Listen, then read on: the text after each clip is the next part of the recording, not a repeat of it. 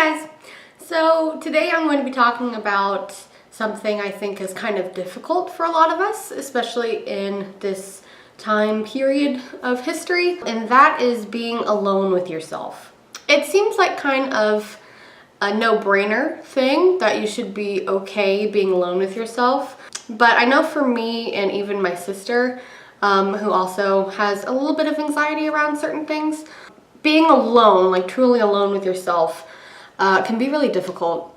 I remember back in high school, while most people would look forward to, summer break or winter break, while I was excited not to be in school, I was also very anxious of having that much alone time with myself. And the reason is that whenever I was alone, I would start to have very negative thoughts, and I would start to feel my depression getting worse and stuff like that. And I don't think it's an uncommon thing for that to happen. And I think even people who don't suffer from depression or anxiety feel uncomfortable being by themselves. We have a society that kind of nurtures having as many friends or followers or Instagram likes or stuff like that, and so we're constantly surrounded by the attention of others, or we're seeking the attention of others. We're always on the phone with a friend, we're always texting somebody, and so even when we're alone, we're not ever really truly alone. And for some people, it's difficult to get alone time. You might live in a house with 13 other people. It is really hard to get alone time when you're constantly surrounded by people.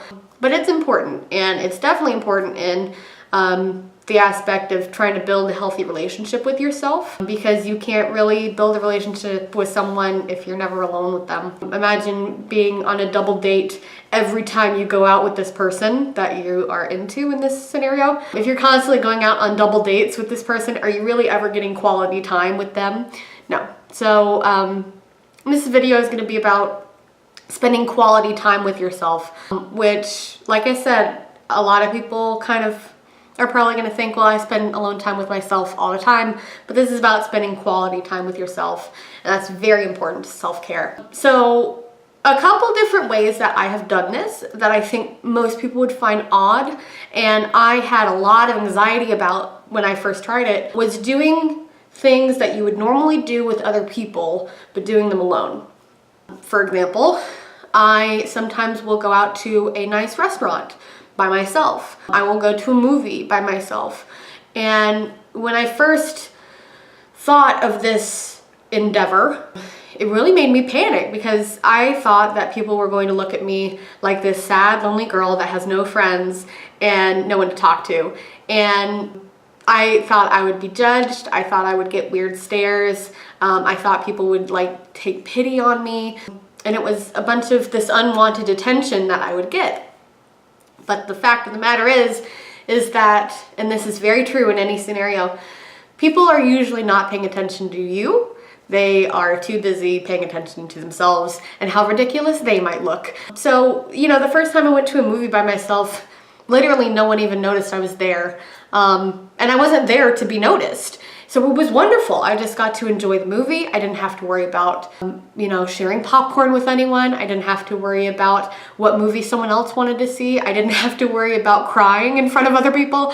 I was just there enjoying some quality time with myself and enjoying a movie. And that's something I think most people don't do by themselves, is go to the movies, but it's definitely a nice bit of me time. Like I said, another one I used to do or still do sometimes, is go to a restaurant by myself. And that one I think is a little bit scarier at first, because especially if it's like a venue where, you're expected to be on a date or something like that. I think, your first thought is like, oh, everyone's gonna think I was stood up. But it's actually really nice not having to worry about, ooh, do they think that I'm eating, properly? Do I look gross eating? Anything like that. And once again, no one really pays attention to you. They are way more concerned with how they look and feel and the company that they have. And so it really is very refreshing. And, I think a lot of times you don't want to feel alone in the world, but sometimes it's very good feeling to be alone and almost invisible in your own little space and sharing that quality time with yourselves. And as I've touched on in the last 2 videos, I do recommend talking to yourself. Maybe not out loud, maybe that would get some unwanted attention at first. But yeah, talk to yourself and tell yourself, man, this food is really good. I'm really enjoying this.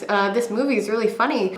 And just have that positive interaction with yourself. Go on a date with yourself. A lot of people, I think more commonly, will do things within their own home, taking me time. I think when a lot of people hear self-care, the first thing that comes into their mind is bath bombs.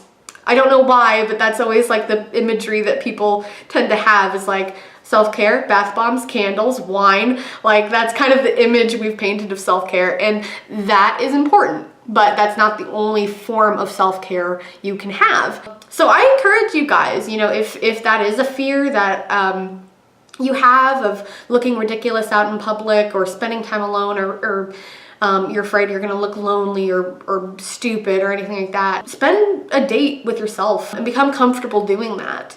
And, you know, for some people, I think this isn't gonna be a big deal. I think, you know, people might enjoy that already. But I know for me and for my sister and a couple different people, the idea of doing something like going to a movie by yourself is just ridiculous. And I really want you to challenge yourself to do something that you probably wouldn't do alone. But I think you're really gonna find it rewarding at the end when you notice like all my fears of being judged didn't happen. And if they are, then who cares? You survived. You know, if someone does think you got stood up and like, you know, pays for your check or something out of pity, free food, who cares? Like, that's not what's going on. You're having a wonderful date with yourself, and that's something you can't feel guilty about. So hopefully you guys give that a shot. I really enjoy it. If it's not a big deal for you, then just enjoy some nice me time. If it is a big deal for you, then I encourage you, you know, step out of your comfort zone and give it a try. It's really fun. Another thing, if you want to take this a step further, especially if you do have some of those thoughts of being judged and you're afraid of that and, oh, I'm gonna get weird stares. If you get good at spending some time with yourself, dress up in a weird style or like a over-the-top style. Make yourself like, you know, eye-catching. And that'll even further your advancement of getting over your fear of being judged. I remember I had and still have really good friends who dress in Lolita type clothing, and everyone I knew thought it was just ridiculous, but I thought it was really cool. And any kind of like weird alternative clothing I've always been a big fan of. So I remember one day they dressed me up in head to toe Lolita, and you know, basically you look kind of like a baby doll. That's what people usually think of when they think of Lolita.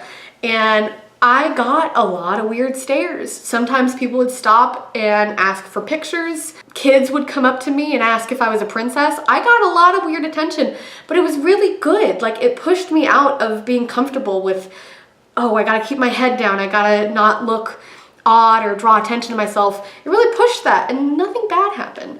And, you know, sometimes you do get harassed or unwanted negative attention, but for the most part, it's, you know, the worst that happens is someone asks to take a picture with you because they think you look cool. So not saying you have to do that right off the bat. That can be a little scary at first.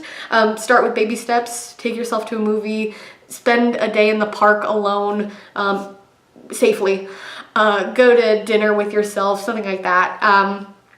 And then if you want to, take it to that next level and try to draw a little bit of attention to yourself, and you'll feel a lot more confident in the fact that, like, I survived. I don't need to feel worried about being judged.